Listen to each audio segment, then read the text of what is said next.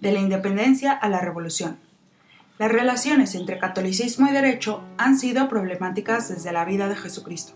En el orden social y en las costumbres de los pueblos hay periodos de fecundidad apostólica y tiempos sombríos, en los que parece que la frivolidad mundana la ha contagiado sin remedio.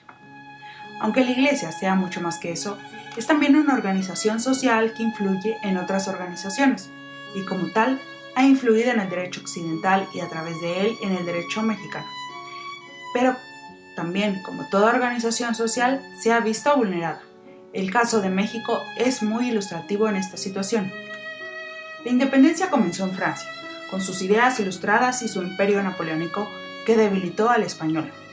Esas ideas aterrizaron al otro lado del Atlántico en un ambiente de injustas diferencias económicas tanto en el mundo civil como en el eclesiástico.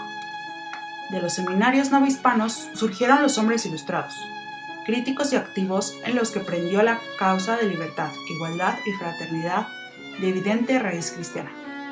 Fueron curas quienes tomaron las armas al frente de hordas de indios y mestizos que masacraron en venganza a los españoles al grito de ¡Viva la Virgen de Guadalupe! ¡Viva el Rey! Y mueran los gachupines. ¿Quién mejor que los sacerdotes para atraer a las muchedumbres, encabezar la revuelta, escribir las proclamas y convocar al Congreso Constituyente?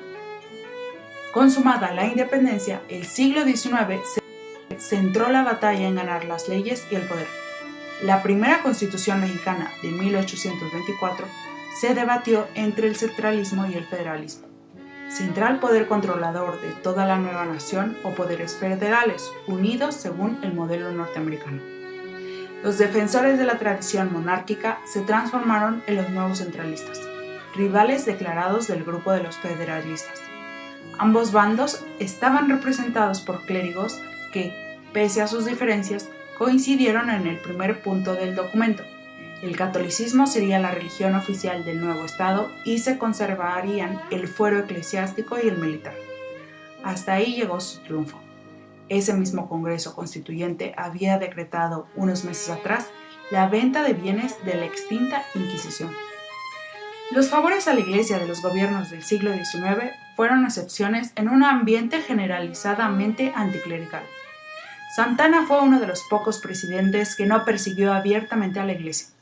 En 1833 dejó que su vicepresidente, Valentín Gómez Farías, tradujera al mexicano la norma persecutoria francesa.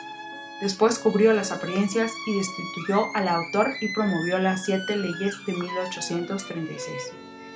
Ese mismo año, 1836, la Santa Sede por fin reconoce la independencia de México. Al hacerlo, derogó la regla todavía vigente que reconocía la prerrogativa del monarca español de nombrar a las autoridades eclesiásticas en toda Hispanoamérica. La reforma anticlerical en México tuvo su propia historia. Esas leyes tenían que ser diseñadas, o mejor dicho, ser traducidas del jacobinismo francés al mexicano, ser promulgadas, ser elevadas al máximo rango, hacerlas constitucionales y aplicarlas.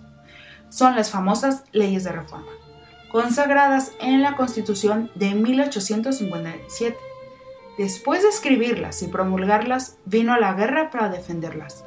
3 años de lucha armada les costó a los liberales derrotar a los conservadores y legitimar la posición de Juárez como presidente nacional. Lograda la victoria, Juárez comenzó su aplicación. Expulsó obispos y religiosos, cerró iglesias y monasterios, nacionalizó hospitales, centros de beneficencia y cementerios, prohibió que las instituciones adquirieran propiedades o dinero, suprimió la instrucción religiosa en las escuelas estatales, prohibió realizar ceremonias fuera de los templos, implantó la libertad de cultos y suprimió festividades religiosas. Además, el gobierno se encargaría del registro civil y tomaría el control de nacimientos, matrimonios y defunciones. La iglesia fue perdiendo casi todos sus edificios. Hasta las bibliotecas fueron incautadas o destruidas. Más tarde hubo un intento fallido de restaurar el poder conservador. Se logró que un Habsburgo estableciera al menos por 2 años un segundo imperio, pero fue un fracaso total. Maximiliano compartía la mentalidad liberal. Francia lo abandonó y Juárez, otro liberal, lo fusiló.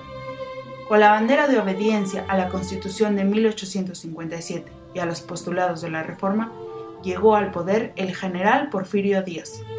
La paz porfiriana fue un equilibrio de fuerzas políticas. Para complacer a los liberales, protegió la Constitución, rechazó reanudar las relaciones diplomáticas con el Vaticano. Para mantener la armonía con los conservadores, evitó la estricta y total aplicación de las leyes de reforma. La de Díaz fue una fórmula que permeó la mentalidad mexicana. A través de la contradicción entre lo establecido de jure y lo realizado de facto, la pacífica desobediencia a la ley. Pese a todo, esas 3 décadas de dictadura permitieron un sorprendente crecimiento de la Iglesia. Se abrieron 12 nuevas diócesis y 5 arquidiócesis por todo el país. Aumentaron las parroquias, los seminarios y llegaron al país nuevas comunidades religiosas. Sin embargo, la paz porfiriana no resolvió viejos problemas, como la desigualdad y la pobreza, que se extendían como una plaga por todo el país. La Revolución Mexicana inició en 1910 como una lucha para erradicar la injusticia social, pero se prolongó como una cruenta pelea por el poder político durante más de 20 años. Al final fue necesario admitir que si no se reconocían las demandas de los campesinos, ellos jamás abandonarían las armas. El grito de tierra y libertad fue la base para una reforma agraria. Iniciada con la Constitución de 1917 y llevada a cabo por los gobiernos surgidos de esa revolución, principalmente a través del reparto social de tierras. Los grandes latifundios productivos creados por los religiosos durante el virreinato, comprados a bajo costo en el siglo XIX, fueron desmembrados en el XX. Después de quitársela a la Iglesia, pero sin organización, conocimientos ni incentivos para transformar la tierra en fuente de riqueza, declinó la productividad y regresó el hambre. Sin embargo, la Constitución de 1917 también afectó la situación de la Iglesia Católica. Recogió el anticlericalismo de la Constitución Liberal de 1857 y con ello arrancó la personalidad jurídica a la Iglesia y a sus ministros, los derechos políticos e incluso el ejercicio de la ciudadanía. Además, se suprimió la prensa católica.